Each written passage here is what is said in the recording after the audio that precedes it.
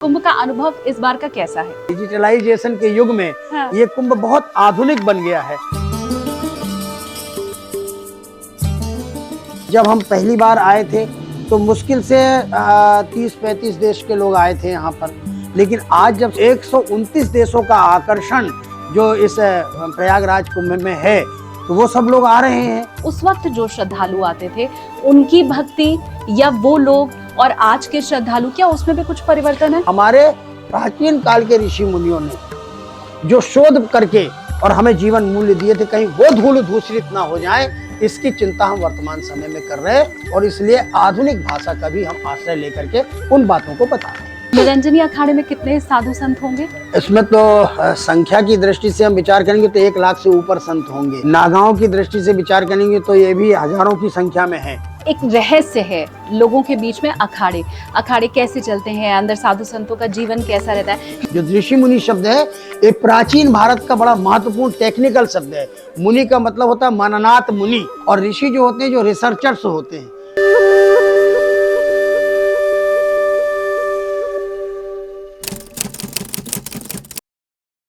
महाकुंभ जहां अलग अलग संतों का भी मिलन हमें दिखाई दे रहा है, अलग अलग वर्गों का, अलग अलग संप्रदायों का, अलग अलग जगहों से लोग यहाँ पहुंच रहे हैं। और ऐसे में महाकुंभ में जो बड़े संत महात्मा पहुंचे हुए हैं उन सभी से आपको रूबरू कराने का काम फिलहाल मैं शालिनी कपूर तिवारी कर रही हूँ।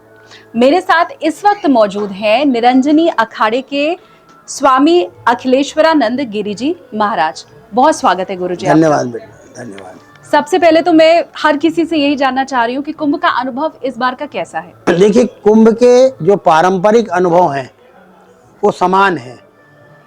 हम यहाँ अपने इष्ट देव को स्थापित करते हैं, ध्वज पूजन करते हैं और 1 मास तक लगातार हम अपनी आध्यात्मिक साधना में रहते हैं।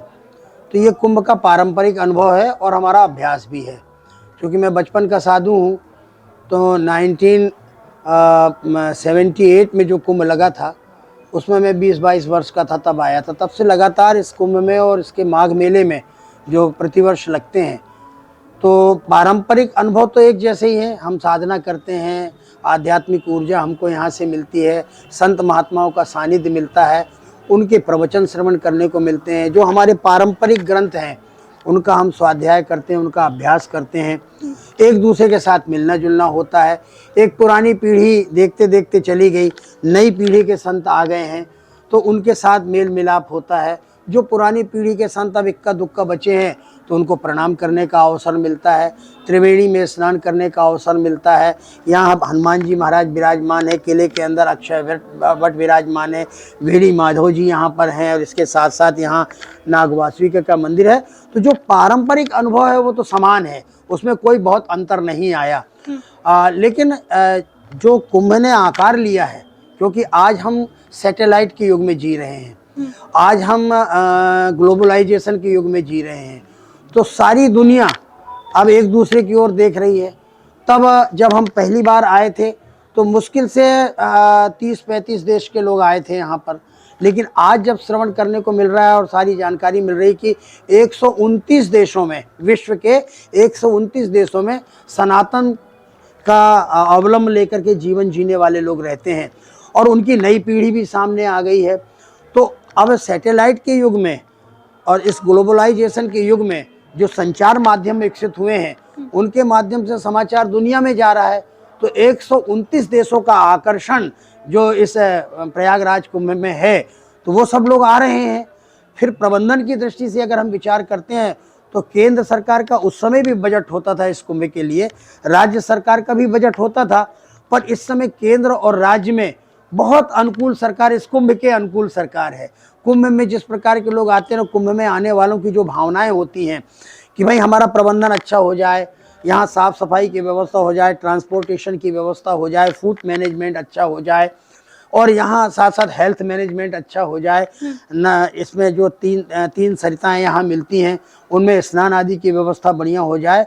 तो चूंकि इस कुंभ को आजकल आज की भाषा में डिजिटल कुंभ कहा जा रहा है, तो डिजिटलाइजेशन के युग में ये कुंभ बहुत आधुनिक बन गया है और आधुनिक साज सज्जा के साथ। पहले हम आते थे केवल पर्ण कुटीर लगी होती थी, पहले हम आते थे तो पटकुटीरें लगी होती थी।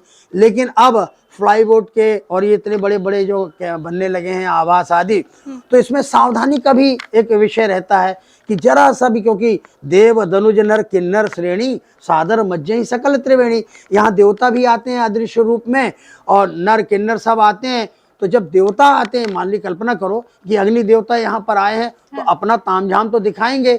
तो उनके तामझाम दिखाने के लिए सारे संसाधन जो विकसित हो गए हैं, इसमें सावधानी की बहुत जरूरत है कि फायर के लोग भी यहाँ बड़े चिंतित हैं, आ करके निर्देश दे रहे हैं कि देखिए किसी भी प्रकार से भय तो उस समय भी होता था जब पटकुटीरें लगा करती थी, पर्ण कुटीरें लगा करती थी।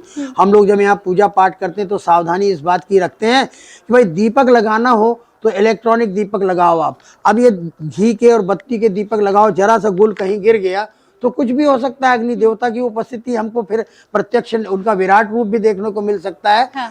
तो इन सावधानियों के साथ और अच्छे प्रबंधन के साथ, सबसे अच्छी बात यह है कि उत्तर प्रदेश में जो मुख्यमंत्री हैं वो हमारी ही प्रजाति के हैं। हाँ। हमारे जैसे वस्त्र पहनते हैं, वो एक परंपरा से, नाथ परंपरा से जुड़े हुए हैं। हाँ। तो वो बचपन से यहाँ आते रहे अपने गुरुदेव के साथ, तो उन्होंने इस कुंभ के प्रबंधन को समझा और अपनी सरकार की ओर से सारे विभाग को उन्होंने आदेशित कर दिया कि इस कुंभ को डिजिटल कुंभ तो बनाइए, लेकिन प्रबंधन की दृष्टि से इसमें किसी भी प्रकार की असावधानी न। पहले भी वयोवृद्ध आते थे इस कुंभ में स्नान करने वाले। हाँ। तो आज भी आते हैं। तो पहले डोलियां चलती थी कि बुजुर्गों को, रोगियों को स्नान करा दिया जाए। हाँ। क्योंकि त्रिवेणी के प्रति जो सहज आकर्षण है वो आज भी बना हुआ है। अब नई पीढ़ी आ गई है। हाँ। अब जब नई पीढ़ी आ गई है तो दुनिया में जा रहे हैं सब बच्चे पढ़ने के लिए, तो उनको लगता है कि ये कुंभ क्या है, इसको हम समझे।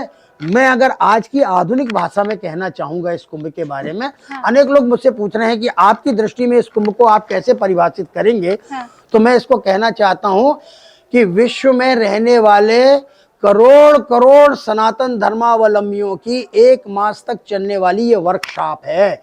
यहाँ पर सभी प्रकार के बच्चे भी आ रहे हैं, बूढ़े भी आ रहे हैं, जवान भी आ रहे हैं, और हम यहाँ आकर के जिस परंपरा से हम जुड़े हैं, हम अगर वैष्णव हैं तो वैष्णव के अखाड़े लगे हुए हैं, हम अगर शैव हैं तो शैव के अखाड़े लगे हुए हैं, हम गणपति के उपासक हैं तो गणपति के उपासक यहाँ आए हुए हैं, हम दुर्गा देवी के उपासक हैं तो यहाँ पर देवी के उपासक आए, हम सूर्य के उपासक हैं तो सूर्य के उपासक है। कुल मिलाकर के सनातन धर्मावलंबियों के जीवन मूल्यों को प्रचारित प्रसारित करना, और हम अब उसकी साइंटिफिक व्याख्या करने लगे हैं। तो ये अद्यतन जीवन मूल्य बने रहें, इसके लिए ये कुंभ आधुनिक कुंभ कहा जा सकता है। ये भौतिक चीजों में बदलाव हुआ है आपने कहा, लेकिन आध्यात्मिक जो है उसमें किसी तरह का कोई बदलाव कुंभ में नहीं हुआ है। हालांकि मैं भी इसके पहले गुरुजी कुंभ में जब आई थी तो तब तो जमीन के ऊपर पुआल बिछा रहता था, उस पे ही सोना होता था। अब तो गद्दे और बिस्तर सब हो चुका है। मुझे आप ये बताएं, क्या लोगों में भी बदलाव आपने देखा है? 78 में जब आपने बताया आप आए थे, 22 वर्ष आपकी उम्र थी, उस वक्त जो श्रद्धालु आते थे उनकी भक्ति या वो लोग और आज के श्रद्धालु, क्या उसमें भी कुछ परिवर्तन है? 2 बातें हैं। देखिए, मूल बातों में तो कोई परिवर्तन नहीं आया, मूल जिज्ञासा में कोई परिवर्तन नहीं आया है। चाहे युग कितना बदला हो, हम इन शब्दों में कहना चाहेंगे कि जहाँ हमारे देश में बहुत बड़ा समूह परंपरावादी है तो वहीं एक समूह रूढ़िवादी भी है, कुछ बातों में रूढ़ हो गया है। लेकिन हम आधुनिकतावादी भी हैं, हम समसामयिक हैं, हम दुनिया के साथ जुड़े हुए हैं, हम वैज्ञानिक तथ्यों के आधार पर बात को समझना चाहते हैं। अगर किसी ने धर्म की व्याख्या करना प्रारंभ कर दिया तो एक आज का पढ़ा लिखा व्यक्ति हमसे पूछता है कि आप धर्म की साइंटिफिक व्याख्या बताइए, आप धर्म की वो पौराणिक व्याख्या है कि भाई जो व्यक्ति धर्म के आधार पर चलेगा उसको सत्य का पालन करना पड़ेगा, करुणा का पालन करना पड़ेगा, मैत्री का पालन करना पड़ेगा। ये सब बातें तो हमें समझ में आती है, ये हर युग में प्रासंगिक हैं। लेकिन धर्म को आप बताइए साइंटिफिक ढंग से, तो फिर हमें धर्म की परिभाषा जो मुनियों ने, जो हमारे बड़े बड़े ऋषि मुनियों ने दी है, या तो अभ्युदय निःश्रेयस सिद्धि सधर्म। अभी मैंने संस्कृत में बोला है, इसका हिंदी अर्थ होता है जिस साधन के द्वारा हमारा लौकिक उत्थान होता है और लौकिक उत्थान में हम यशस्विता अर्जित करते हैं, उस साधन का नाम धर्म है। और उसी साधन के द्वारा लोक जीवन प्रशस्त होते हुए भी हम पारलौकिक जीवन का मार्ग प्रशस्त कर लेते हैं। क्योंकि भारत में जन्म लेने के बाद हम भौतिक कल्पनाओं में जीने वाले लोग नहीं हैं। हम भौतिक कल्पनाओं में और भौतिक विकास के साथ, जैसा आज अमेरिका विकसित हो रहा है या जैसा आज अन्य देश विकसित हो रहे हैं, जो संचार क्रांति बढ़ी है और अनेक अनेक प्रकार के जो आविष्कार हो रहे हैं, हम सब उसके पक्षधर हैं, लेकिन हम अपने जीवन मूल्यों को साइंटिफिक बना करके और लोगों को समसामयिक बना करके हम उसे प्रस्तुत करते हैं। तो इसलिए भारत की यह अवधारणा कि एक लौकिक जीवन है, इस लौकिक जीवन के साथ साथ हमारा एक पारलौकिक जीवन भी है। हमें हमारे जीवन का जो पाथे, जो हमारे जीवन का प्राप्तव्य है, हमारे जीवन का जो गंतव्य है, हमारे जीवन का जो लक्ष्य है, वो लक्ष्य कहीं आज की इस आपाधापी में आधुनिकता की खो ना जाए। यानी पश्चिम की स्वीकारता हमारे देश में बढ़ रही है, हम इसको रोक भी नहीं सकते, लेकिन पश्चिम की स्वीकारता, उनकी जीवन शैली हमारे यहाँ अगर आ रही है तो हमारे प्राचीन काल के ऋषि मुनियों ने जो शोध करके और हमें जीवन मूल्य दिए थे, कहीं वो धूल धूसरित ना हो जाए, इसकी चिंता हम वर्तमान समय में कर रहे हैं। और इसलिए आधुनिक भाषा का भी हम आश्रय लेकर के उन बातों को बता रहे हैं। थोड़ा सा अगर मैं अखाड़ों के बारे में भी समझना चाहूँ, निरंजनी अखाड़े से आप हैं और एक रहस्य है लोगों के बीच में, अखाड़े कैसे चलते हैं, अंदर साधु संतों का जीवन कैसा रहता है। निरंजनी अखाड़े में कितने साधु संत होंगे? इसमें तो संख्या की दृष्टि से हम विचार करेंगे तो 1 लाख से ऊपर संत होंगे। नागाओं की दृष्टि से विचार करेंगे तो ये भी हजारों की संख्या में है। और उसमें महामंडलेश्वर होते हैं, तो 200, 250, 300, 400 महामंडलेश्वर होते हैं। तो ये मंडलेश्वर जो हैं वो अपने अखाड़े को पुष्ट करते हैं। पहले तो अखाड़ा क्या है ये समझिए आप। 12वीं शताब्दी के बाद जब देश में अनेक प्रकार की आक्रामक शक्तियां थी, तो समाज को संगठित करने के लिए साधु संतों ने अपनी भूमिका तय की और समूह बनाए गए। चूंकि उस समय की लैंग्वेज तो उर्दू लैंग्वेज चलती थी, तो उसी आधार पर तैयार हुआ। तो अखाड़े का मतलब है समूह, और अखाड़े का मतलब है कि जहाँ पर दंड बैठक कसरत करते हो, कई प्रकार की कवायद करना आता हो, अस्त्र शस्त्र चलाना आता हो। क्योंकि 2 प्रकार की विद्या हमेशा रही है हमारे, विद्या शस्त्रंच शास्त्रंच, 2 विद्या प्रतिपत्ति। शस्त्र विद्या भी थी और शास्त्र विद्या भी थी। तो शास्त्रों का अध्ययन करने वाले और शास्त्रानुशीलन करने वाले एक ग्रुप अलग प्रकार का था, और शस्त्रों का अनुसंधान करने वाले एक ग्रुप अलग थे। तो शस्त्र माने जो हमारे यहाँ के पारंपरिक शस्त्र थे, उनको चलाना आना चाहिए, लाठी भांजना आना चाहिए।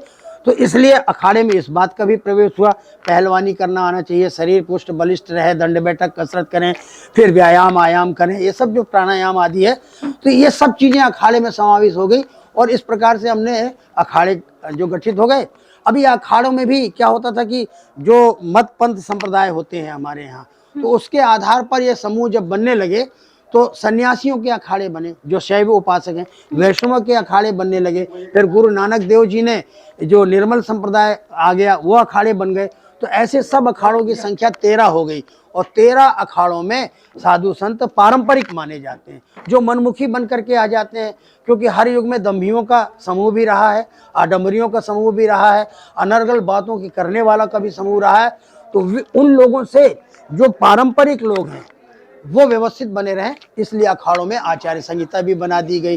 फिर अखिल भारतीय अखाड़ा परिषद भी बन गया कि हम अपने साधु संतों को उच्छृंखल नहीं होने देना चाहते। हमारे साधु संत भी किसी अनुशासन में बंधे होते हैं। और हमने आदि जगत गुरु शंकराचार्य से, जगत गुरु रामानंदाचार्य से, जगत गुरु रामानुजाचार्य से, जगत गुरु वल्लभाचार्य से अनुशासन जो उन्होंने दिया हमको, हम उस अनुशासन में बंधे हुए। इसलिए कोई भी अखाड़े का साधु उद्दंड नहीं मिलेगा आपको, वो शास्त्र या शस्त्र इसका ही अभ्यास करते मिलेगा। अब जीवन शैली अलग अलग है, कोई सांबर है तो कोई दिगंबर है, कोई जटिल है तो कोई मुंडित है, किसी ने जटायर बढ़ा ली तो किसी ने अपने केस हटा दिए, किसी ने गहरी वस्त्र पहना है तो किसी ने पीत वस्त्र पहना है तो किसी ने सफ़ेद वस्त्र पहने। ये हमारे संप्रदायों में जो कैटेगरी होती है उसके आधार पर होता है। आज भी वो हमारे अखाड़े अद्यतन बने हुए हैं, उसमें कोई हम लोगों ने परिवर्तन नहीं किया है। तो ये क्या कौन शस्त्र पढ़ेगा और कौन शास्त्र चलाएगा, ये अपनी अपनी अभिरुचि पर निर्भर करता है। अच्छा। क्योंकि जब हम स्कूल में जाते हैं तो हमारा अध्यापक ही हमारी प्रतिभा को आंक लेता है कि इस व्यक्ति में ये बनने की क्षमता है, इस व्यक्ति में ये बनने की क्षमता है। शिक्षा समान रूप से मिलती है, शिष्टाचार की शिक्षा सबको दी जाती है, पर जब विशिष्टता व्यक्ति के अंदर आने लगती है तो उनको उस प्रकार की शिक्षा में ढाल दिया जाता है, जिसको उच्च शिक्षा हम कहते हैं। कोई वैज्ञानिक बनना चाहता है, कोई रिसर्चर्स बनना चाहता है, कोई थ्योरी लिखना चाहता है। तो हमारे यहाँ जो ऋषि मुनि है, जो ऋषि मुनि शब्द है, ये प्राचीन भारत का बड़ा महत्वपूर्ण टेक्निकल शब्द है। मुनि का मतलब होता है मननात मुनि, जो निरंतर मनन करते रहते हैं और मनन करके जो विवरण लिखते हैं, जिसको थ्योरी लिखना कहते हैं। और ऋषि जो होते हैं, जो रिसर्चर्स होते हैं, ऋषि और ऋषि पत्नी मुनि विरक्त होते हैं। दो प्रकार की हमारे यहाँ परंपरा है, एक निवृत्त मार्गी है तो एक प्रवृत्त मार्गी है। प्रवृत्त मार्गी मतलब अपनी धर्मपत्नी के साथ रहते हैं, उनकी धर्मपत्नी भी उतनी ही विदुषी हैं जितने वो विद्वान हैं। तो ऋषि और ऋषिकाएं इस देश की परंपरा है, और मुनि माने विरक्त भाव से रहने वाले आज भी देखने को मिलते हैं। और हम लोग जो साधु संत आए हैं, आप जिससे बात कर रही हैं, मैं अर्थशास्त्र का विद्यार्थी हूँ।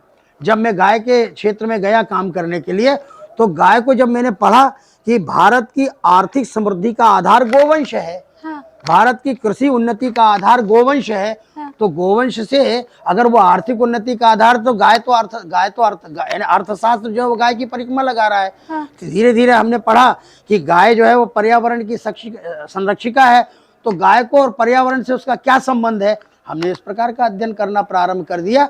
तो कहने का मतलब कि आप जिन साधुओं के पास भी जाएंगे, दिखने को बड़े साधारण से दिखेंगे, हाँ। जटाजूटधारी दिखेंगे, कभी कभी निर्वस्त्र भी मिलेंगे, लेकिन जब उनसे आप बातचीत करेंगे तब उनके अंदर का निकल करके आएगा कि ये कोई ना कोई यूनिवर्सिटी से पढ़ के आए हैं और किसी न किसी विषय के विशेषज्ञ हैं।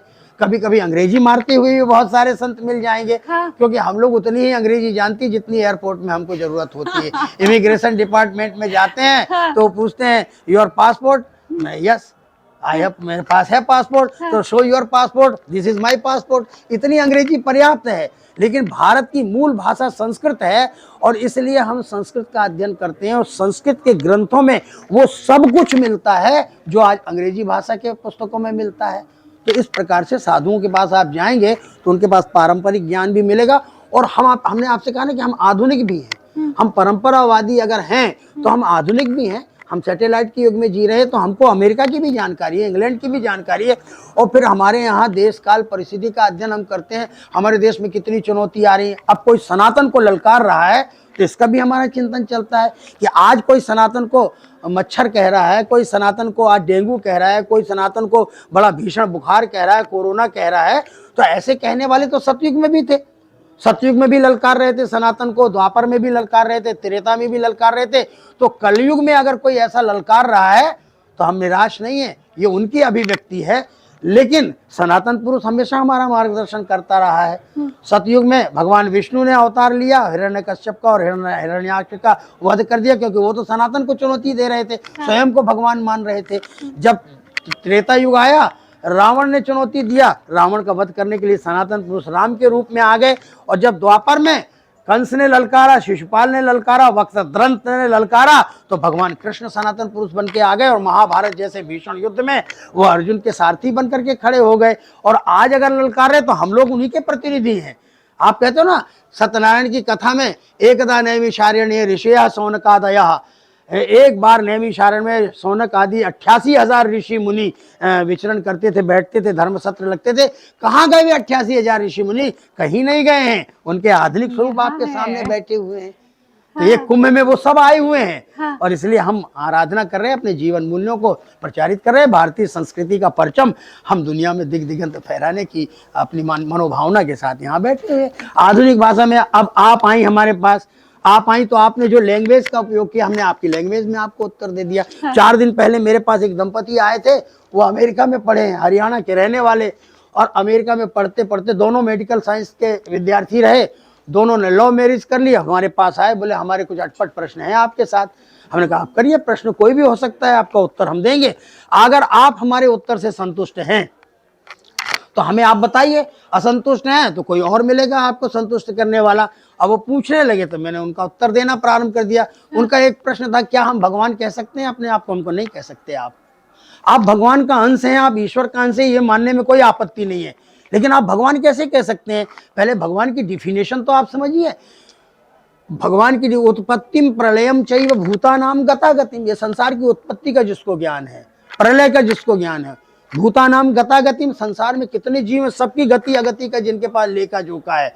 वेत्ति विद्या अविद्या च, विद्या का जिसे ज्ञान है, अविद्या का भी जिसे ज्ञान है, और वो भगवान हो सकता है। लेकिन हमको तो ये भी नहीं मालूम कि हमारे बगल में कोई व्यभिचार कर रहा है या कोई दान पुण्य कर रहा है, तो हम भगवान कैसे हो सकते हैं? भगवान तो सर्वदर्शी है, सर्वव्यापक है।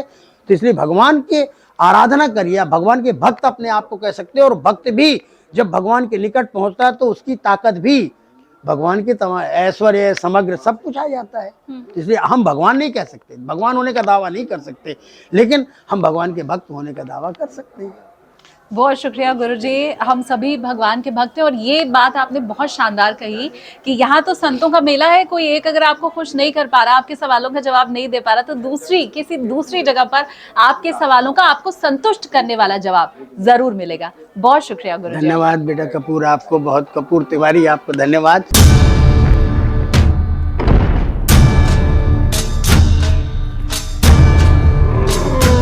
तो टीम SKT पहुंच चुकी है प्रयागराज महाकुंभ, यहाँ के हर छठा आप तक पहुंचाने के लिए।